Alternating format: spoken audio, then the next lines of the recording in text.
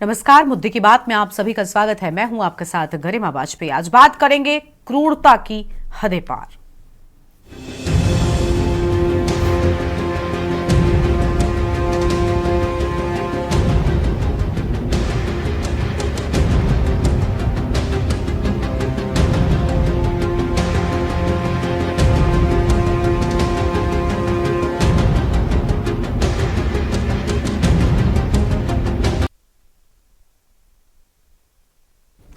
उत्तर प्रदेश के अलीगढ़ में एक महिला पर उसके ससुराल वालों के द्वारा किए गए क्रूर अत्याचार की घटना सामने आई है, जिससे महिला सुरक्षा कानून की गंभीर अवहेलना का मामला सामने आया है।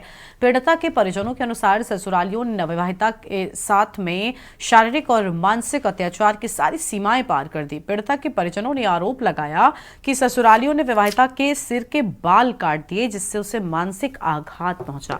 इसके अलावा गर्म चिमटे से उसके मुंह को जलाया ताकि वो किसी को अपनी समस्या न बता सके। इतना ही नहीं, ससुराल वालों ने उसके सिर से मांग और सिंदूर हटा दिया, जिससे विवाहिता को गहरा मानसिक आघात हुआ है। जब पीड़िता ने अपनी बेटी को यह बीती सुनाई तो जब पीड़ित बेटी ने यह बेटी अपनी मां को सुनाई तो उसकी मां ने ससुराल पहुंचकर मामले की जानकारी लेने की कोशिश की, लेकिन वहां भी उसे बदसलूकी का ही सामना करना पड़ा, जिससे यह साफ हो गया कि ससुराल वाले पीड़िता को किसी तरह की मदद नहीं देने के लिए तैयार थे। पीड़िता का घर अलीगढ़ जिले के जमा थाना इलाके के सिकंदरपुर गांव में है, लेकिन ससुराल गौतम बुद्ध नगर में बताया जाता है। पीड़िता के परिजनों ने इस मामले की तहरीर अलीगढ़ के जमा थाने में दी है और इस गंभीर मामले की जांच की मांग की है। ये घटना महिला सुरक्षा कानून की खुलेआम अवहेलना का उदाहरण बन रही है, क्योंकि ससुरालियों ने विवाहिता के साथ शारीरिक और मानसिक अत्याचार किया, लेकिन पुलिस प्रशासन ने अब तक सख्त कार्रवाई नहीं की है। पीड़िता के परिवार ने आरोप लगाया कि पुलिस ने मामले में ढिलाई बरती है और आरोपियों को बचाने की कोशिश की है। इस मामले में पुलिस ने अभी तक कोई ठोस कदम नहीं उठाया, लेकिन पीड़िता और इसके परिजनों का कहना है कि वो न्याय के लिए हर संभव कदम उठाएंगे और आरोपी ससुरालियों के खिलाफ सख्त कार्रवाई की मांग करेंगे। ये मामला महिलाओं के खिलाफ हिंसा, अत्याचार और शोषण की बढ़ती घटनाओं की ओर इशारा करता है।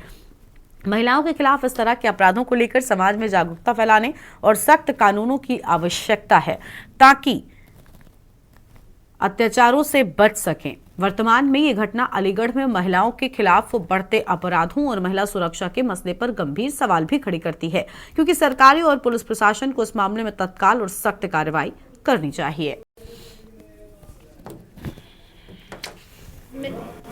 कांड इसके साथ में पहले भी इसके साथ ऐसा ही हादसा हुआ था, अब भी ऐसा ही हादसा किया है। हम कितनी बार बच्चों की खातिर हमने बगैर फैसला कर लिया, चल इसके बच्चे पल जामे, वो नहीं मानते हैं, बार बार इसके साथ में हादसा करते हैं। इसीलिए हर कैसे अब वहाँ से मैं गई लेने को, मुझे कमरे में बंद कर ली। कमरे में बंद करके मुझे इसे औरतों ने पकड़ के जब इसका चेहरा जलाया, इसकी नंद ने चिमटे से दो चिमटे गर्म करते गए, गैस पे ऐसे जलाते गए। इसके आदमी ने चूड़ी बिछुआ सब उतारे। क्यों जलाया इनको पता नहीं, इसके मारने के चांस थे, मार दे मैं यार, दफना दे मैं इसे, मार दे मैं इसे।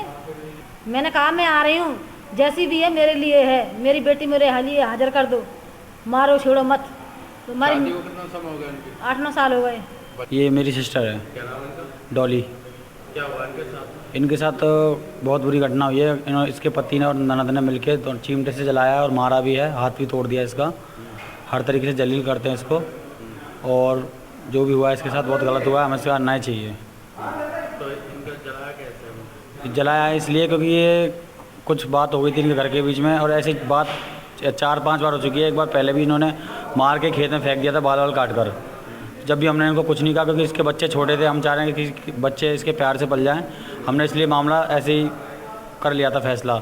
जब भी हमने कुछ कंप्लेंट वगैरह नहीं करी थी, लेकिन इनका ना हर बार का हो गया है, हर बार हर तरीके से इसको जलील करते हैं और चरित्रहीन बताते हैं इसको, तो बहुत परेशान कर रखा है। और मेरे पास मैसेज आ रहे हैं धमकी के कि अगर तूने कंप्लेंट वगैरह करने की कोशिश करी तो हम पता नहीं क्या करेंगे। आज इसी मुद्दे हम करेंगे विस्तार से चर्चा। हमारे साथ में खास मेहमान लगातार बने हुए अनिल मीणा हमारे संवाददाता अलीगढ़ से हैं, और शैली जी हमारे साथ में हैं, समाजसेवी हैं।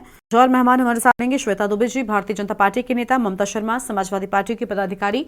लेकिन उससे पहले जो मेहमान हैं उनके साथ में अपनी चर्चा की शुरुआत करते हैं। शैली जी हैं और अनिल मीणा हैं। सबसे पहले अनिल से पूरे मामले का अपडेट लेते हैं, उसके बाद कार्यक्रम में आगे बढ़ेंगे। अनिल, महिलाओं के साथ क्रूरता की सारी हदें पार की गई हैं। इस महिला के साथ जो घटना हुई उसमें उसके बाल तक बताया जा रहा है काट दिए गए, जिससे मानसिक रूप से सबसे ज्यादा चोट इस महिला को पहुंची है। पूरा मामला क्या है और अब तक पुलिस ने इस पूरे मामले में क्या एक्शन लिया?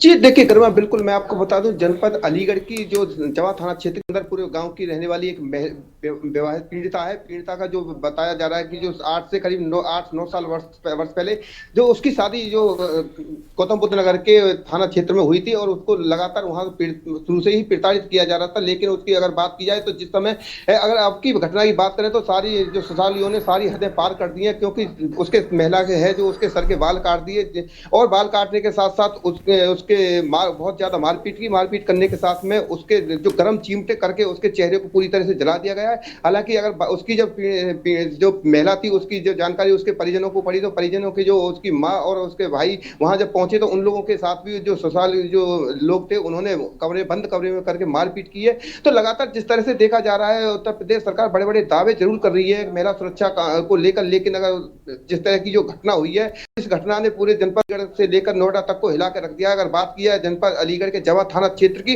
तो जवा थाना क्षेत्र के थाना जो प्रभारी हैं उनसे आज हमारी स्वयं इस मामले पर बात हुई है तो थाना प्रभारी ने वही रटाया सवाल दिया इस मुकदमे में।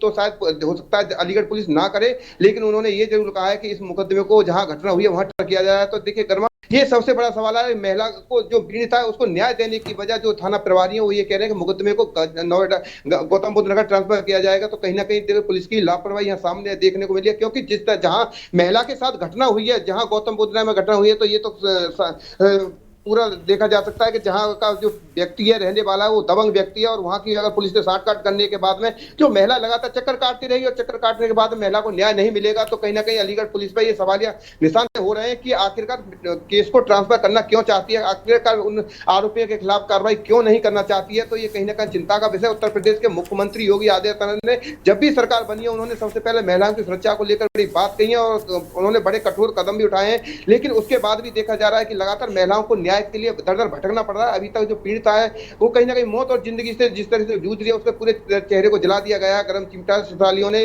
और उसके साथ क्रूरता जैसा व्यवहार किया, उसके सर के बाल काट दिए गए हैं। तो ये घटना लगातार पुलिस पर सवालिया निशान खड़े करते हैं कि ऐसी घटना होने के बाद भी पुलिस कोई ठोस कार्रवाई नहीं कर रही है। अभी तक जो ससुराली बच्चे हैं वो उसके जो परिजन है उसके भाई हैं और उसके जो और अन्य लोग हैं उनके लिए धमकियां दे रहे हैं कि अगर मुकदमा लिखाया तो उन्हें जान से मारने की धमकी जा रही है। तो लगातार देखा जाए तो उनके आखिर हौसले बुलंद है और हौसले बुलंद होने का कारण सिर्फ यही है कि पुलिस के द्वारा अभी तक कोई कार्रवाई नहीं करना। तो लगातार देखा जा रहा है कि अब अगर वहां के जो जांच आयोग जवा थाना के जो दरोगा जी उनसे भी हमारी बात हुई थी तो उन्होंने भी ऐसा ही ढीला जवाब देते हुए कहा है कि इस मुकदमे को वहां यहाँ से क्योंकि घटना उन्होंने बताई है कि घटना नोएडा की है तो इसलिए नोएडा ट्रांसफर करने के मूड में अलीगढ़ पुलिस पूरी तरह से लगी हुई है। लेकिन जबकि उत्तर प्रदेश के मुख्यमंत्री योगी आदित्यनाथ ने पहले ही सरकार बनते हुए कह दिया था महिलाओं के साथ अगर कोई भी घटना होती है तो कोई भी महिला किसी भी अपने निजी थाने में या कहीं भी पूरे जनपद में कहीं भी मुकदमा दर्ज करा सकती है और उसको न्याय दिया जाएगा। लेकिन अलीगढ़ पुलिस की जो कार्यशैली है, जमा थाना प्रभारी की जो कार्यशैली है, इस पर सवालिया निशान खड़े शुरू होने हो गए कि आखिरकार जमा थाना प्रभारी इस मुकदमे को नोएडा ट्रांसफर करना क्यों चाहते हैं। क्या उनको नोएडा के जो ससुराल पक्ष है क्या उन दबंग लोगों से थाना प्रभारी को डर लग रहा है, थाना प्रभारियों की कहीं ना कहीं साठगांठ है। अगर मुकदमा ट्रांसफर होता है तो बाकी मैं इस बात को कह सकता हूं कि उस महिला को न्याय नहीं मिलेगा, क्योंकि जो ससुराली है वो नोएडा के रहने वाले हैं। नोएडा में अपने थाना क्षेत्र में हर व्यक्ति अपनी सेटिंग कर लेता है और सेटिंग करने के बाद कहीं ना कहीं इसी मलबे के बाद इस तरीके की घटनाएं जो है वो लगातार सामने आती है। लौटेंगे आपके पास में, हमारे साथ में और मेहमान है शैली जी हमारे साथ में है, समाज सेवी हैं, श्वेता जी भी जुड़ चुकी है, बीजेपी के नेता, और ममता शर्मा जी भी हैं सपा पदाधिकारी। बहुत स्वागत आप सभी मेहमानों का। पहले शैली जी का रुख कर लेंगे। शैली जी, महिलाओं के साथ इस तरीके के हो रहे अपराधों पर लगाम भला कब लगेगी? एक तरफ सरकार और कानून तो ठीक है, लगातार इस पूरे मामले को लेकर काम करते हैं, लेकिन दूसरी ओर लोगों की जागरूकता, लोगों की समझ, लोगों की शिक्षा, उनके संस्कार भी बहुत निर्भर करते हैं, क्योंकि समाज से अपराध पूरी तरीके से सिर्फ सरकारें नहीं संस्कार दूर कर सकते हैं। यह भी हम लोगों को समझना होगा, शायद तभी महिलाओं के साथ हो रहे अपराधों पर रोक लग पाएगी। सही कहा।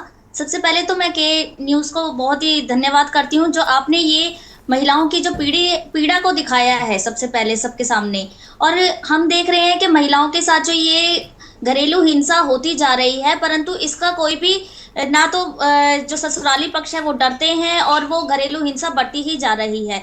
घरेलू हिंसा, पहले तो हम महिलाओं को जानने की जरूरत है कि घरेलू हिंसा आखिर होती क्या है, तभी हम उससे बच सकते हैं। यदि आपका अंतरंग साथी या आपका पति अंतरंग साथी आपके साथ दुर्व्यवहार करता है, शारीरिक, यौन, भावनात्मक, आर्थिक या फिर मनोवैज्ञानिक क्रियाएं या फिर धमकियां जिसमें शामिल होती है, ऐसा कुछ भी आपका जो अंतरंग साथी अगर आपके साथ करता है तो वो घरेलू हिंसा के अंतर्गत आता है।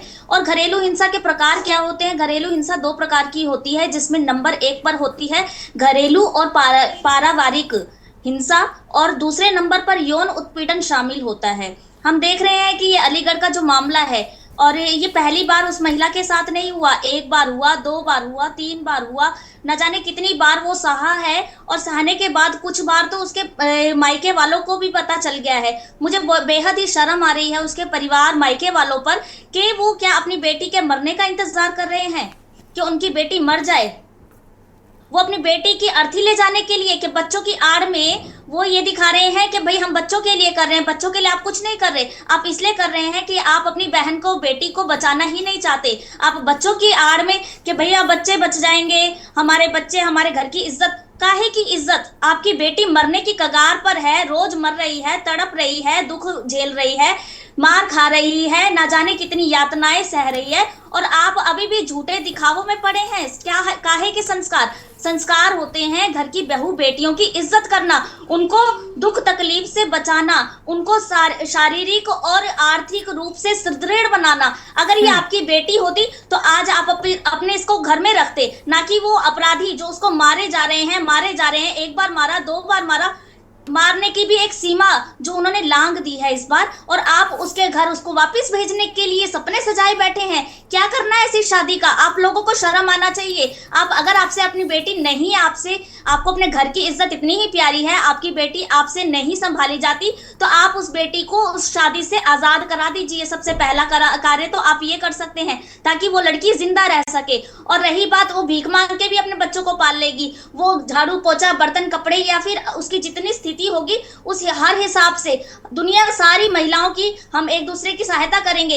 परंतु आप ये झूठे दिखावे मत कीजिए कि हमने अपने बेटी की रक्षा तो हमने करना चाहा, पुलिस की सहायता ली। और पुलिस को तो, मेरे को ये लगता है ना, हमारे देश के जो प्रशासन है उनको एक नियम पत्रावली जारी कर देनी चाहिए, जिसमें घरेलू हिंसा की पीड़िता महिला का जो तकलीफ में आई है आपके पास केस लेकर, उसके ऊपर हमने इतने रुपए की छूट पर हमने इतने रुपए लिए, रिश्वत लिए, और हमने आपका जो मामला दबा दिया।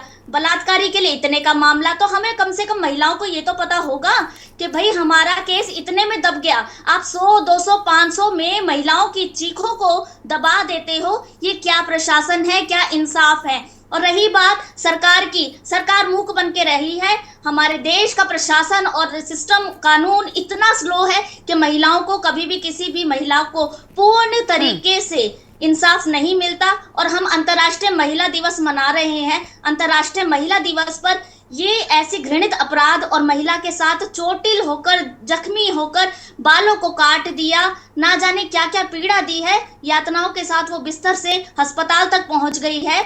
कमरे की खुशियों से वो एक रोने की आंसू और दुख की तकलीफ की एक जीती जाती मुर्दा बन गई है। मुझे शर्म आती है पूरे परिवार पर, सबसे पहले, जो उसके लिए कुछ भी कार्य नहीं कर रहा, सिर्फ ढकोसला कर रहा है।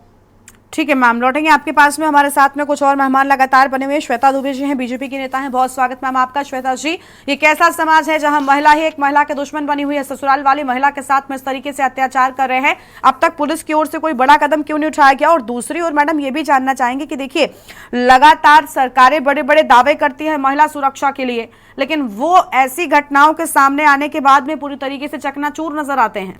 क्या कहना चाहेंगे आप? देखिए, सरकार के दावे झूठे नहीं हैं, लेकिन जब जो महिला का घर है, जब महिला वहीं असुरक्षित हो जाएगी तो फिर थोड़ा सा ये परेशानी वाली बात होगी। क्योंकि सरकार ने, हमारे योगी जी ने भी कहा कि एक मॉल अगर चौराहे पर महिला के संग अभद्रता की जाएगी तो अगले चौराहे पर को गिरफ्तार कर लिया जाएगा। लेकिन अब जो रक्षक हैं, जो सहयोगी है, जो पारिवारिक जन है, अगर वही दुश्मन है तो हाँ। फिर ये एक बहुत इसको जैसे कहना चाहिए कि ये एक राजनीतिक या वो नहीं, एक सामाजिक बुराई है हमारे समाज की, कि एक महिला जो उत्पीड़ित कर रहे हैं वो केवल पुरुष ही नहीं होंगे, उसमें महिलाएं भी होंगी। तो एक महिला को उत्पीड़ित करने में महिलाएं भी हैं। और रही बात जब ये शिकायत पहुंच रही है और उचित कार्रवाई नहीं हो रही है, तो ये भी हमारी पुलिस व्यवस्था का एक बहुत ही विकृत चेहरा दिखा रहा है कि जब पीड़िता को इतनी बुरी तरह से अमानवीय यातनाएं दी गई और तब भी उसके खिलाफ कोई कार्रवाई नहीं की जा रही है। ये एक बहुत ही शर्मनाक स्थिति है। और आज के समाज में जब कल हम अंतर्राष्ट्रीय महिला दिवस मनाने जा रहे हैं, बड़ी बड़ी बातें होंगी, बड़े बड़े सेमिनार होंगे, लेकिन कमोवेश आम महिला की स्थिति वही की वही है, जिसका विकास होना चाहिए, जिसको पूर्ण रूप से सुरक्षा होनी चाहिए, वही असुरक्षित है। ठीक है। कानून है लेकिन कानून तक पहुंचे कैसे, ये भी एक बहुत बड़ी समस्या है कि आम आदमी कानूनों का उपयोग ही नहीं कर पाता। वो पीड़ित है, वो कानून तक कैसे जाए, और जा रही है तो वहां पर हमारा भ्रष्ट पुलिस महकमा उसको न्याय नहीं दिलवा पा रहा है। मुझे शर्म आ रही है और मैं शर्मिंदा कृत्य के लिए बहुत ही ज्यादा, मतलब इसे कहना चाहिए, शर्मिंदगी महसूस कर रही हूँ। लेकिन हमारा भाजपा सरकार जो है वो महिलाओं की सुरक्षा के लिए खड़ी है। ऐसे ही काम जो है ये हमारे सरकार के काम को नीचा दिखाते हैं। हमें समाज में नीचा देखना पड़ता है, सरकार को नीचा देखना पड़ता है। ठीक है, लौटेंगे आपके पास में। हमारे साथ में ममता शर्मा जी हैं, समाजवादी पार्टी की पदाधिकारी हैं। स्वागत मैम आपका भी। ममता जी, महिला सुरक्षा कानून का उल्लंघन साफ तौर पर इस मामले में नजर आता है। कमी कहां रह जाती है? लोग अपने घरों में सही तरीके के संस्कार नहीं दे पाते। दूसरी ओर सरकारों की कितनी जिम्मेदारी है कि ऐसी घटनाओं पर पूरी तरीके से लगाम लगे। कुछ मामले सामने आते हैं, उन पर सख्त से सख्त एक्शन हो और एक बड़ी नजीर पेश हो, ताकि लोग डरे महिलाओं के साथ इस तरीके के अपराध करने में। क्या कहना चाहेंगे आप? बिल्कुल गरिमा जी, आपको भी बहुत बहुत धन्यवाद। आपने महिलाओं के प्रति इतना बड़ा मुद्दा उठाया। सभी लोगों की बात करते हुए, शैली जी हो चाहे श्वेता बहन हो, लोगों ने जो बात कही, भाजपा सरकार बिल्कुल तत्पर है, मगर मजबूर कहाँ है। अगर सुरक्षा के लिए बात करें तो मजबूर कहाँ है। करप्ट, इन्होंने कहा कि भ्रष्ट अधिकारी, वहाँ पुलिस बैठी हुई है। पुलिस को अगर सरकार हमारी है तो हम पेन चला के पुलिस को कार्रवाई करके हम बिल्कुल उनको न्याय दिला सकते हैं। दूसरी बात यह है बहन कि अगर घर के अंदर इतना बड़ा अत्याचार हो रहा है, अगर हमारी वही बहन बेटी पढ़ी लिखी होती या सशक्त होती तो उस पति को मुंह तोड़ जवाब देने के लिए भी सक्षम होती। हम अपनी बहनों को पढ़ाने के लिए सर्वोपरि सबसे पहला एक कदम उठाएं कि अपनी बहनों को पढ़ाएं। माँ बाप को अपनी बेटियों को बोझ नहीं समझना चाहिए। जो दहेज का पैसा होता है, उस पैसे से आप सब बेच खोज के जैसे दहेज देते हैं, जमीन, अपनी जायदाद, मर्यादा, बहनी इज्जत होती है, सम्मान होते हैं, मगर बहनों के साथ में जो कृत्य होता है इसका जवाब देने के लिए भी वो हम शासन का हाथ पर, शासन प्रशासन पे तब हम विरोध करें इस बात का कि हाँ शासन नहीं। जब हमारी बेटी खुद सशक्त नहीं है, परिवार खुद सशक्त नहीं है, पति जिसको हमने पति मान रखा है वो खुद इतना कृत्य कर रहा है कि मैं देख रही हूँ तस्वीर में किस तरीके से उन्होंने इतना बड़ा कृत्य कर दिया। उसी जवाब में अगर बहन जवाब में होती तो उनकी फैमिली, परिवार, वो लोग इस तरीके से करते। दूसरी बात, अभी लखनऊ की एक घटना आई हुई है, माँ बेटी, दो बेटी और माँ सीएम आवास पे उन्होंने वो पेट्रोल डालकर जलाने के लिए कोशिश की है। वहां पे पुलिस प्रशासन तैनात थे, उनको बचा लिया किसी भी तरीके से। गरिमा जी कहना ये चाहते हैं कि सरकारें किसी की भी हों, मगर ये एक बात हम जरूर कहना चाहते हैं कि पूरी तरीके से भाजपा महिला सुरक्षा में फेल है। करप्शन चरम पे चला हुआ है। कोई बात, शिकायत नहीं कोई सुनता है। किसी भी थाने चले जाइए, चाहे महिला सिस्टम चले, महिला आयोग भी बनाया जाता है, भाजपा का महिला आयोग भी सोया हुआ है। बहुत सारी ऐसी कृत्य आते हैं, बहुत सारी ऐसी घटनाएं आती हैं, कोई नहीं बैठता है अपनी कुर्सी छोड़कर बाहर निकलने की जरूरत नहीं समझता है कि हमें जाना भी चाहिए वहां पे। ऐसे बहुत अभी एक माता जी की महिला थी, वो उनके पैर में जो है कीले ठोक दी गई। सोचिए कौन से ऐसे लोग होंगे जिनकी ऐसी मनोदशा होगी, ऐसी घटिया कृत्य होंगे, इनकी ऐसी सोच होगी जो महिलाओं पे अत्याचार करते हुए हाथ नहीं कांपते हैं। क्या उनको क्या चाहिए था? ये अगर शासन मजबूत हो जाए, एक ऐसा मिसाल पेश कर दें, कोई भी सरकार में ऐसी भाजपा सरकार जब सबके लिए कठिन है, बताती है मैं बहुत सशक्त हूँ, अगर एक चौराहे पे छेड़छाड़ होगी और दूसरे चौराहे पे गिरफ्तार हो जाएंगे, तो आप एक चौराहा 12 किलोमीटर का होता है, 10 किलोमीटर का होता है, 10 किलोमीटर तक सरकार करेगी क्या?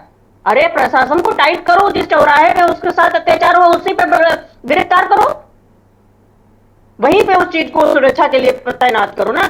मगर आपको बताएं गरिमा जी कि करप्शन और ये भ्रष्टाचार और जो ये महिला सुरक्षा हर चरम पे चल रहा है, कहीं सुनवाई नहीं हो रहा है। आप पैसा नहीं दे पाएंगे, आप सिर्फ चीजें नहीं दे पाएंगे, कोई किसी को सुविधाएं नहीं दे पाएंगे, आपकी कोई बात नहीं सुनी जाएगी। और महिला तो 200 साल 250 साल से पुराने टाइम से कमजोर और बेबस, मजबूर, बेसहारा, चाहे वो परिवार से हो चाहे पति के जरिए अगर बांध दिया गया, वहां से भी यही पेश आता है कि मजबूर है, बेबस। जब तक महिलाएं, हमारी बहन बेटियां सशक्त नहीं होंगी इस बात को लेके कि हम अबला हैं, मगर हम सबला भी हैं, सबल भी हैं, और सबल होने के साथ साथ उनका एजुकेशन, जो हम अपने शादी ब्याह परिवार में ये सोचते हैं कितना दहेज दे के हम अपनी बेटी को एक राजा के साथ बांध ले, एक व्यापारी के साथ बांध ले, इतना बड़े घर में जाएगी, राज करेगी, वो पैसा उनकी पढ़ाई में, उनके समृद्ध जीवन में लगा देना, तो ये घटनाएं ऑटोमेटिक धीरे से पहले से सबल हो जाएंगी। किसी महिला, मतलब कोई पहलवान के साथ ये घटनाएं नहीं होती, कोई डॉक्टर ऐसी महिला हो, टीचर हो, नहीं हो। एक एसडीएम साहिबा का केस आया होगा, आपने सुना होगा गरिमा जी, उस पे यही लोग जो है कहानियां लिखने लगे थे।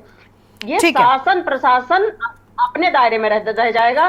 गरिमा जी, सशक्त महिलाओं को सशक्त होना बहुत जरूरी है। बिल्कुल, महिलाओं का सशक्त होना बहुत जरूरी है, और महिलाओं के सशक्तिकरण के लिए सरकारों को भी सजग होना और ध्यान देना बहुत ज़रूरी है। शायद तभी महिलाओं का उत्थान हो सकेगा, वरना इस तरीके के मामलों पर लगाम लगा पाना बहुत मुश्किल नजर आता है। शुक्रिया सभी मेहमानों का हमारे साथ चर्चा में आने के लिए, अपनी बात रखने के लिए। तो ससुराल वालों ने पीड़िता की बात दबाने की कोशिश की और क्रूरता की सारी हदें इस पूरे मामले में पार होती हुई नजर आई है। उम्मीद है पुलिस सख्त से सख्त एक्शन लेगी, दोषियों को जेल के पीछे पहुंचाएगी ताकि ऐसे मामले रुक सकें। इस बुलेटिन में इतना ही। आप देखते रहिए के न्यूज़ इंडिया। नमस्कार।